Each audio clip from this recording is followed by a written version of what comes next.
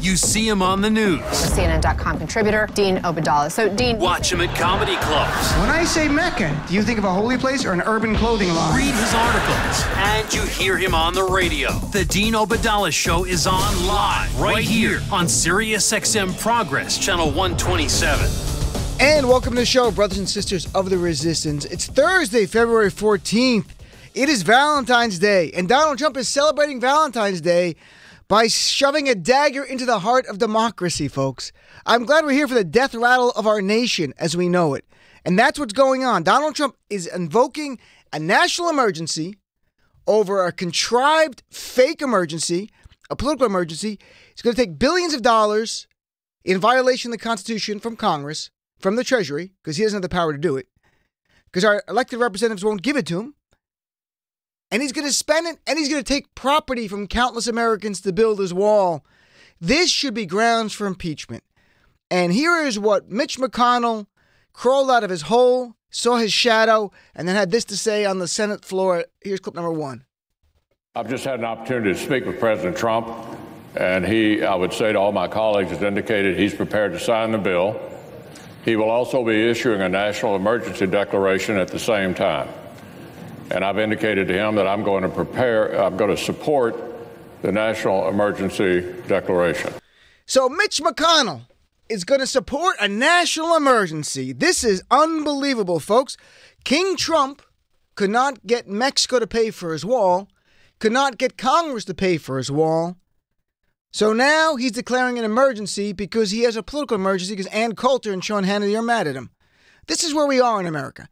If Donald Trump succeeds at declaring a national emergency over something that's not an emergency, next national emergency, Donald Trump suspends the 2020 election. What would prevent him from doing that? Nothing. Nothing, because the Republicans go along with it. And what's interesting is a Fox News poll came out today before this, and they asked the question, if Congress does not approve funding for a wall, would you oppose or favor the president declaring a national emergency to build a wall? This was a Fox News poll, so you know it's skewed slightly right. Of this poll, 56% of Americans said no emergency, only 38% said they approve. And that's Donald Trump's core base there. That 38% will do anything. If Donald Trump said put Democrats in prison for being Democrats, they would believe it. They go along with it. They go along with anything Donald Trump says. So Donald Trump's control about almost 40% of the nation is kind of dangerous right now. They also asked the Fox News responders to this poll, what are emergencies? Would you declare certain things an emergency? They asked them about opioid epidemic. 40% said it's an emergency, and that's pretty fair. They asked, is climate change? What is your view? 30% is an emergency. The situation on the southern border. How many in this Fox News poll declared what's going on the southern border an emergency? Wait for it. Only 27%. Only 27%. While 29% of people responding to the Fox News poll, and this was a real poll, not one like online, only 29% said it's a minor issue. So there you go. You know what an emergency is? And we've talked about this. We'll go through a list of them later. But one, of course, is the anniversary of the horrific shooting in Parkland, Florida, at Marjorie Douglas Stoneman High School, where 17 people were killed. Gun violence is an emergency. 30 Americans will die today from gun violence. But the thing is, Donald Trump didn't promise his base that he would care about gun violence. So Trump doesn't care. Now, here's a big reminder here. It's not just Donald Trump taking money not allocated in violation of the Constitution to spend billions. And we're not talking about $4 billion or $5 billion. We're talking about $30, $40, $50 billion. And you would think Republicans would be upset because they don't like big government. They don't like government getting involved in people's lives. Unless it's what they like telling a woman how to live her life, that kind of stuff. On the Texas-Mexico border, it's 1,254 miles. We're going to build a wall there.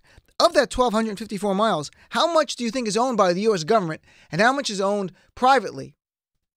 Only 100 of those 1,254 miles are publicly owned, meaning we have to steal. And of course, they get compensation, but the Republicans are now fine with Americans losing 1,100 miles of land. That's interesting for Republicans, isn't it? But King Trump doesn't mind.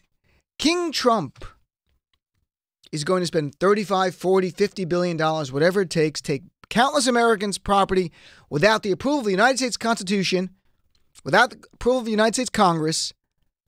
No, Donald Trump is the national emergency. We know this. And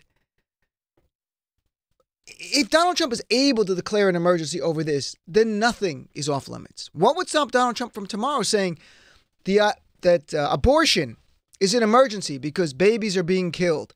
So I'm making it illegal to have an abortion in this country. I'm declaring an emergency. Or at the very least saying, I'm declaring an emergency, no more funding for Planned Parenthood. I know Congress has allocated, but I'm going to say no more funding for Planned Parenthood because it's a national emergency, because life or death's on the line. I imagine most Republicans would go along with that, frankly. But what would stop them from doing that? What would stop them from saying, I have to declare an emergency to protect children so we cannot have adoptions by same-sex couples anymore?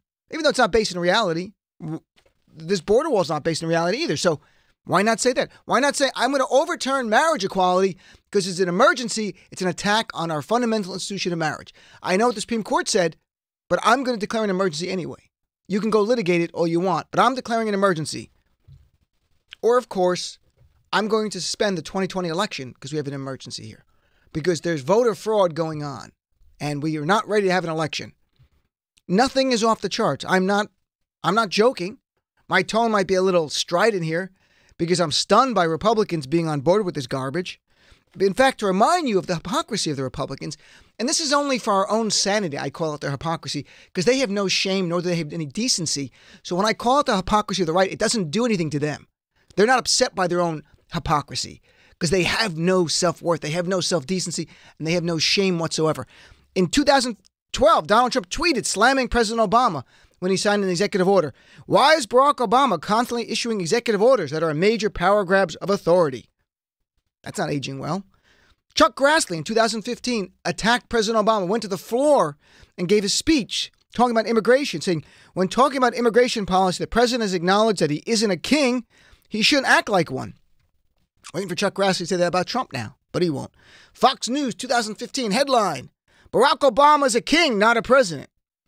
You won't see that now about Trump. They're falling lockstep. Ted Cruz in 2014 wrote a long expose.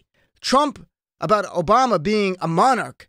And he wrote, quote, our founders repeatedly warned about the dangers of unlimited power within the executive branch. Hey, Ted Cruz, can't wait for you to come up with a new article about just replacing Obama with Trump, but you won't. We have learned that the GOP is so full of shit. This is the one thing we've learned. Everything they used to argue about Obama on issue after issue, and even issues that Obama didn't fight with him on, issues that were their touchstone issues like free trade, because Trump said, no, it's not worth it anymore. They flipped on all of them. They have no soul. They have no principles. They have no backbone. I have no idea what the GOP stands for anymore. It is Trump is the GOP and the GOP is Trump. So whatever he whimsically says I want to do today, there goes the turtle, Mitch McConnell, out of his hole, goes on there and says, I am supporting a national emergency because he's running for re-election in 2020 in Kentucky, and he's worried. Now, let me just tell you legally how this happens as national emergency, because there's going to be a lot of discussion about, it's going to be stopped in the courts. I hope it'll be, but I'm not sure. We don't know. He's a lot of appointments now. A lot of people confirmed in the court system that are Trumpers. And if they're Trumpers first and Americans second, we should be concerned. The National Emergency Act of 1976 is what is the basis for this.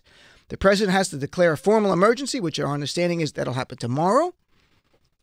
You may ask, is it hard for a president to declare a national emergency? Actually, it's not at all. It's as simple as him sitting down and saying, here's a national emergency and declaring it. Now, the limitations are, and there are some limitations, he must indicate, according to the statute, the powers and authorities being activated to respond to the emergency situations. So he's got to say specifically what he's doing and what statute he's basing it on. And he'll say it's emergency, and it's to, just like everything's been an emergency. The idea of putting tariffs on Canada was a national emergency. Banning Muslims from America was a national emergency. Everything's a national emergency, this guy. The only thing is a 1985 amendment to this law says that Congress, through a joint resolution, can end the emergency. So if the Senate and the House voted to end the emergency, it goes to Trump. If he vetoes it and 2/3 override him, they can stop him.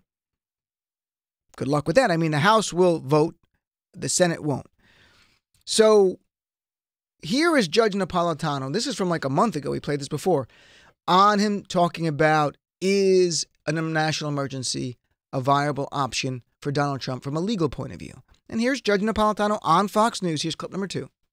I think the law is very clear, and I think the president has been advised of it, that if he signs an executive order declaring a national emergency and directing the military to spend money that has not been expressly appropriated for the wall, or that has not been expressly appropriated for eminent domains, since much of the real estate in which they want to build the wall is still privately owned, I think it's pretty clear that a court will stop him from doing that. But he might do it anyway, because then he's relieved of the political pressure from his base, which has said he caved on the wall, to say, I didn't cave on the wall. I was stopped by a black-robed, life-tenured judge who doesn't understand this as well as I do. So he might even be able to claim some measure of political victory if he signs the order. So in that scenario, he would win by losing. Yes. So there's the political option intertwined in the legal option. The idea from a legal point of view, no, he cannot do it. But there's no guarantees. I mean, I'm telling you, as a lawyer, things happen. You go to court. Things are not argued the way they should be. You get a certain judge on a certain day. Their law clerk has a certain agenda. And so you've got that. And then here's Napolitano on a famous case where Harry Truman tried to declare a national emergency to nationalize steel mills during a war, during the Korean War, because there was a strike going on. And this is a pretty compelling case. This is a famous case called Youngstown Sheet and Tube Company versus Sawyer. Every lawyer knows this case. It's a famous case. Here's clip number 3. The law is very clear. When President Truman attempted to do this during the Korean War, Supreme Court said you can't spend money unless Congress has authorized it. And where Congress has expressly refused to authorize it, you absolutely can't spend it. He attempted to operate steel mills that were on strike because the troops needed steel during a war. And that's been the law for 60 years. And that is the law. That's Supreme Court decision. Now, it doesn't mean they can't overturn it. This case would go to the Supreme Court pretty quickly. Doesn't mean they won't overturn it. Now, you're going to hear things like I saw Hannity the other night. I happen to be here putting my stuff away, and Hannity comes on, and he was saying to Donald Trump through the television, through his mind control, declare a national emergency. Many presidents have done it. He said there's like 50-something.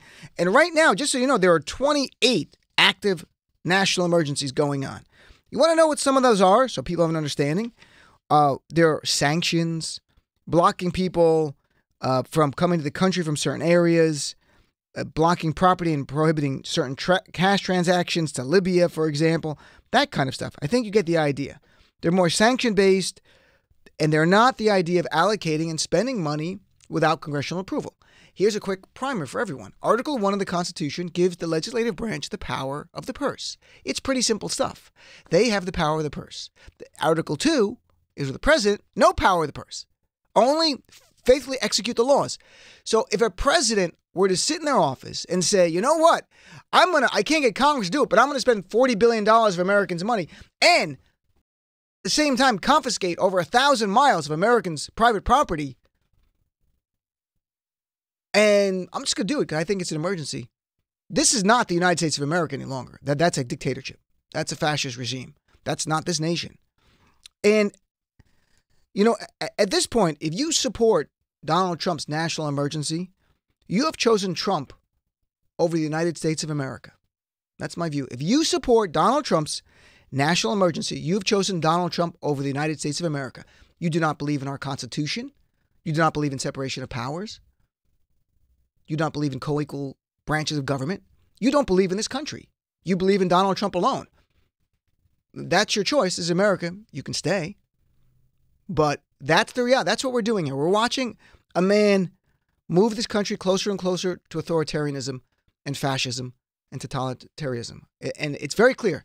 Attacking the media. And this is sort of like, people like it's happenstance. It's not. This has been building. Attacking our intelligence agencies. Having a purge of the leading people in the intelligence agencies who are investigating Donald Trump. Donald Trump has done that. Attacking the media to the point where all his supporters go to one place to get their news, Fox News, and they only give what he wants. Attacking the fact checkers, which he just did at his rally 2 nights ago.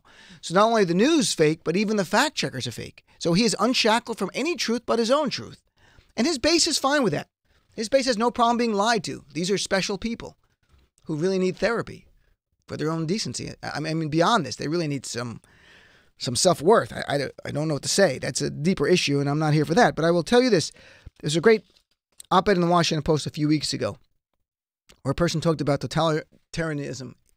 He says, it arises out of a process, not a single event. Declaring a state of exception in response to a political impasse would be a big step toward degrading an already vulnerable system. A fake emergency could trigger a real catastrophe, one that a split Congress might be unlikely to resolve, and that a Supreme Court sympathetic to an imperial presidency might even worsen. We have more than a century of precedent at home and abroad to demonstrate all the ways things can go wrong. Donald Trump declares an emergency. Now, look, we can be playful about this. Here's the upside. Here's Nancy Pelosi today, clip number 10, making a really good point. And we can be playful and look at the other side and joke around, but there's a series. But here's clip 10.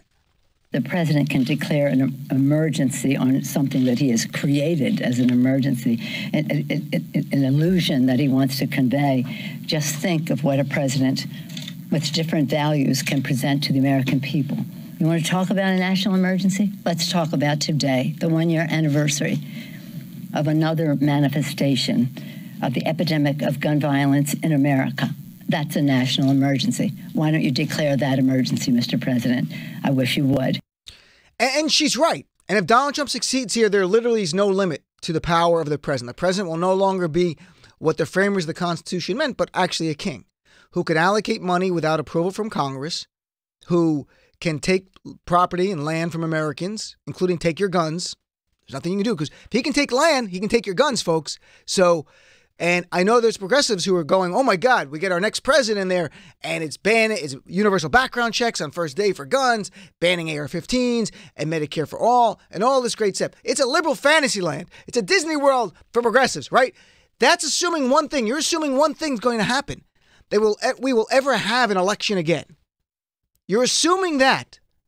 And I am not so sure that we will have an election in 2020 if Donald Trump succeeds here. And be honest. If you think I'm being over the top, call me and tell me. But nothing, we already established it. There's nothing off the table with Donald Trump to stay in power. Nothing. I don't even want to speculate or brainstorm on air because it could get me in trouble because what I think Trump might do to stay in power. Suspending the elections, that's simple. He can declare a national emergency based on this. This is a fabricated emergency. As we all know, we have less people crossing the borders since 2000. The drugs don't come over the open part of the border. They come through the points of entry. The undocumented immigrants don't commit more crime. It's actually native-born Americans. So he could say, as we get closer to 2020, we have a real crisis with our electoral system. It's under attack by China or Russia or whatever country's out there. And we can't trust the infrastructure. We don't know if the election is going to be full and fair. So I am hereby suspending the election until we can figure out what the hell is going on. And yes, it goes to the courts. It goes to his courts. So you can't count on a Democrat doing all the great things because we may never have a presidential election again. And that sounds far-fetched, but you have to look at our history. And I look at history, not our history, history. And I mean modern day history, not even like World War II. I'm talking about, you see in Poland and Hungary, changes of the laws to give a leader to become more an authoritarian. You see in Venezuela, I mean, now you have the pushback, but Maduro and Hugo Chavez before that. We had author of the book, How Democracies Die On, to go through all of this. Madeleine Albright's book, Fascism, lays it out. How democracies get destroyed through democracy, through seemingly legal means. So I can't go like, oh, well, next Democratic president, everything's great. We might not have a Democratic president. We might not have an election again. And I want you to think about that honestly. Because if the Republicans line up for this, what would stop him from literally lying about our election system, saying we need national voter IDs, we can't trust the election, we're under attack, cyber attack on our election system, we must suspend the election. There's nothing. That's actually less work than this, because he's actually not taking any money from anyone. He's not taking any private property from anyone. He's just saying we have to suspend the election till we get things in order. And there's no doubt his base goes along. Zero doubt. They have chosen Trump over the United States of America time and time again. And if you're a Trump supporter, this is your moment. This is your moment to stand up and say, I stand with the United States of America and not Donald Trump. This is your time. We're all watching for you. This might be the train's leaving. This is it for you. If you stay with him after this, I don't view you as a loyal American. And you're going to be upset by that, but that's the truth. Because if you support someone who wants to destroy our Constitution, undermine everything our nation stands for, you can stay. I'm not going to throw you out of the country. I can't do that. But you no longer subscribe to the values of this nation. That's it. You subscribe to Trump's values. Thank God we got the House. Thank God. Thank whatever deity, or if you don't believe in a deity, thank whatever you want. Thank our hard work and our sweat and our tears to take the House. Because without the House, I have no idea what we'd be doing next. So thankfully we have the House. So we don't have a guest for a whole hour from now till 7:30 Eastern time. So I talked a lot, but I know we have a lot of times to calls, and I want to talk about this. If we have time, I want to talk about the anniversary of Parkland as well. And it's a perfect segue because the idea there is gun violence. There was also a great vote I plan to talk about today in the Senate, which is historic, but if we don't have time, we'll talk about it tomorrow. The first time they're making lynching a hate crime. Can you believe it? All the years they tried, but finally today in the Senate it passed. It'll pass in the House. It's remarkable that it took 2019 to make lynching a hate crime in America. I know you're stunned, right? Let's take a break and come back. I want to hear from you. 866-997-4748. At this point, the question is not who connected to Donald Trump as a criminal. The question is anyone connected to Donald Trump who's not a criminal? The Dean Obeidallah Show. Sirius XM Progress.